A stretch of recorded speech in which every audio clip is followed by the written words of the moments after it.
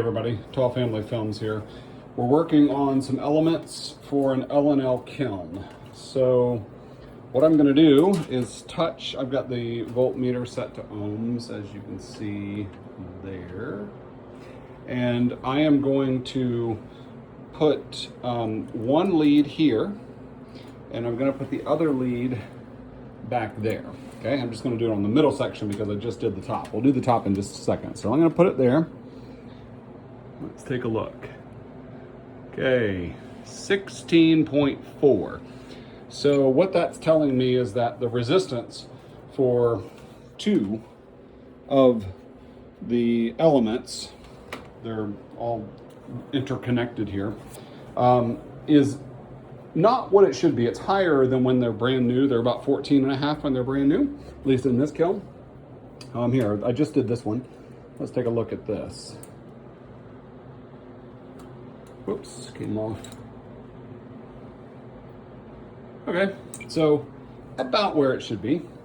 So we're going to tackle that. So I just wanted to just say how I do this. I don't know if this is if there's an easier way. My goodness, if there's an easier way, I'd really like to know it. But let me show you what I do. Okay, so I have a 3/8 inch fixed wrench. If I had a socket wrench, man, that would be great. I do have a socket, a 3/8 inch socket, but the only 3/8 that's deep socketed that I have, which you need a deep socket, is 1/2 inch. So I can use it in here. It's just tight. You know, everything gets a little bit tight with all of the adapters and whatnot. So I loosen these up a little bit. And this part doesn't have to be done in this order, but then I take a pair of needle nose and I try to get these off. These are the old elements, okay? So here's one element that goes through the kiln. Here's the other half of the same element. So that is right here. We're looking at the other two ends of that. This is where those two come through. So I don't take them off before I loosen them because I need them sort of connected to provide me with a little bit of leverage to pull against. So I'm going to try that right now. All right, we're going to try to videotape this. Don't know how well this is going to go, but okay. We've got the first one going up and around.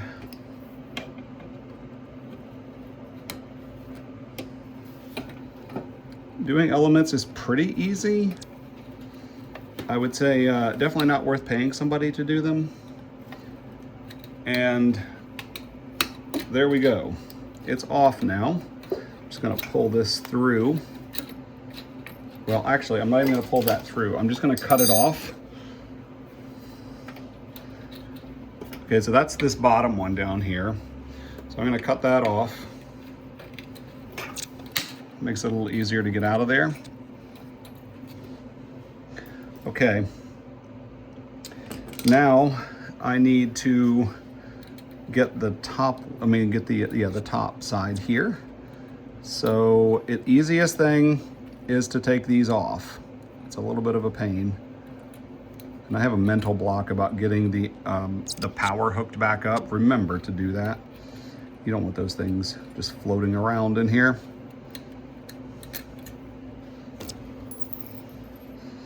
Okay, now I can get the other one off.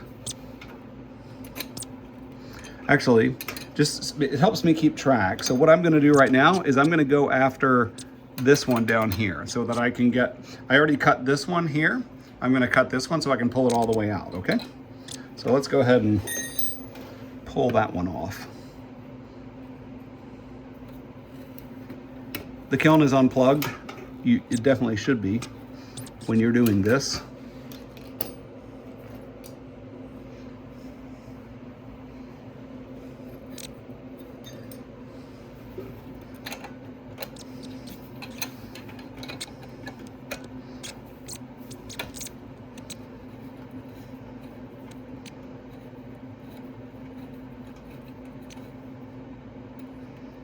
Okay, it's loosened up. Actually, I can take this one all the way off. I'll show you another trick. Okay. So with it all the way off, I can sometimes just take a flathead screwdriver and just slide the element off of the terminal, just like that. Then you don't have to bend it and everything. Okay, I'm gonna go get this wire now.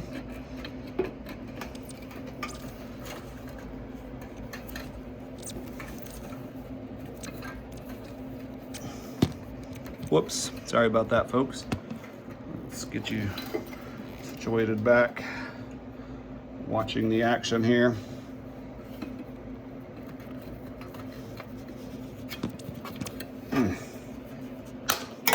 Wow, that was a tough one.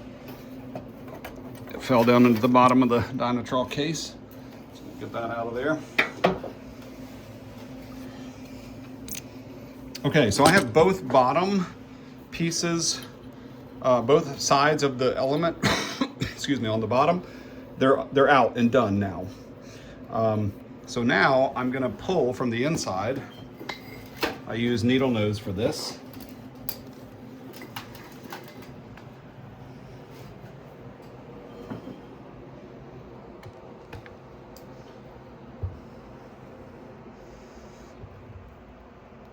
Okay, see if I can get us a good angle, maybe. It doesn't want to stay.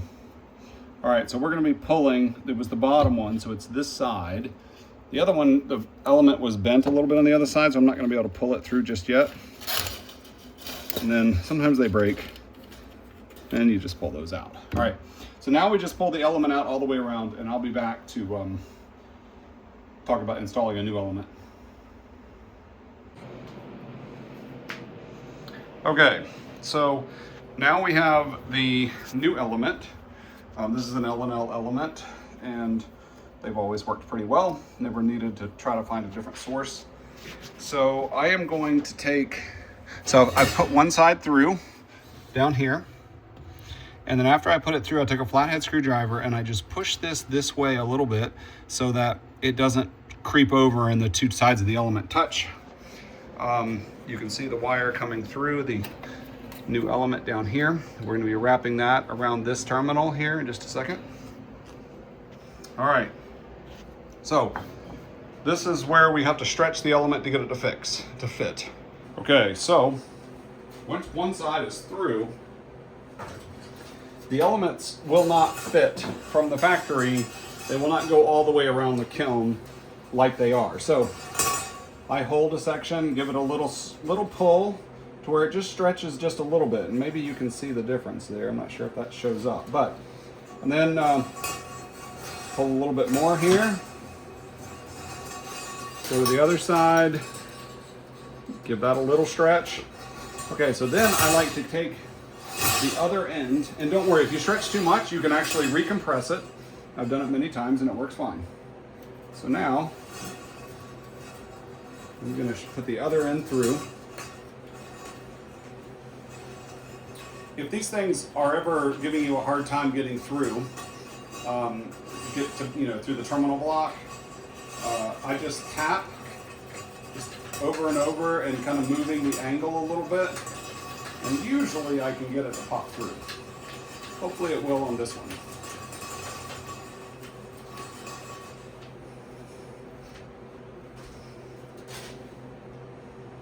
Okay, what I did off camera was realize that the old element had broken off inside that hole.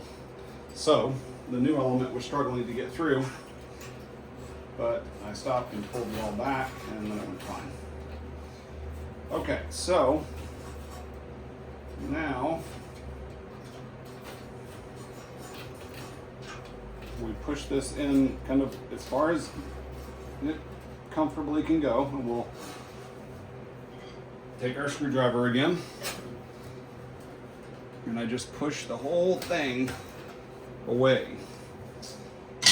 All right, now we can see if we've stretched it enough.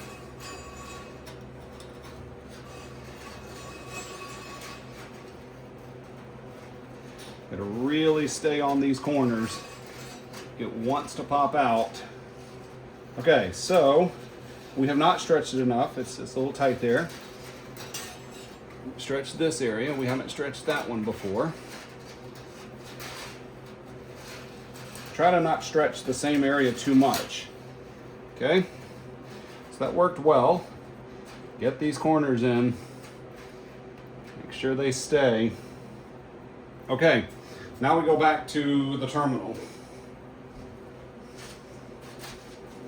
Okay, before we tighten this one on, I'm going to go ahead and finish getting the old one off, the top. So I'm not going to film that one since we just showed you. Okay, so now I have both elements through. I had to loosen this block, so I just wanted to show you that sometimes you can't get it through the hole.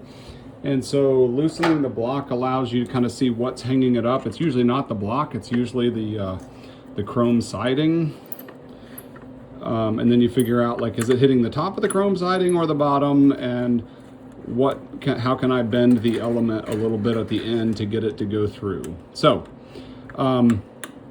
we tighten the block back down, and once that is tight, what I always do is I just follow the example of one that's already done. So you can see here,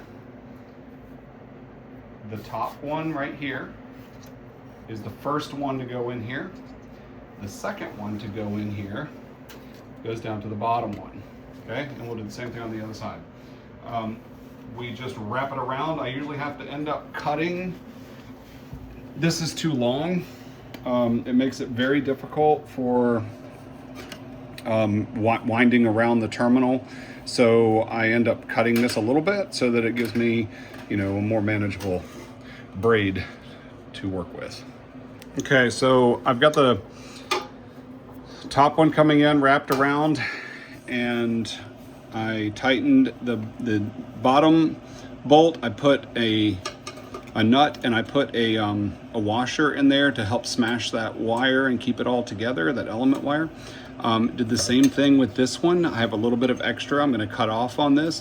Always make sure that these nuts are snug, because heat and loose connections are not okay. Before you close everything back up, you got everything snug, it's where it should be. Take a look inside, make sure no elements fell. Sometimes London bridges come falling down. Make sure that the thermocoupler wiring didn't get pulled out while you were messing in here. Sometimes they do. And that's it. Should be good to go. Another quick thing you can do is a continuity test, just to make sure that we got it like we think we should. So I'm gonna just check that really quick. 15.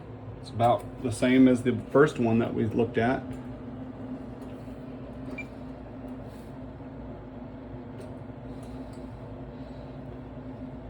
I think I just touched one of the wires in there individually. Looks good. Okay, so we're back. It's just kind of showing room temperature. I can check each zone temperature. 81 there, 81, and it looks like 80.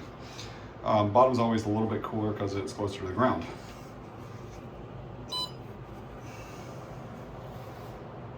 Looks like it's working.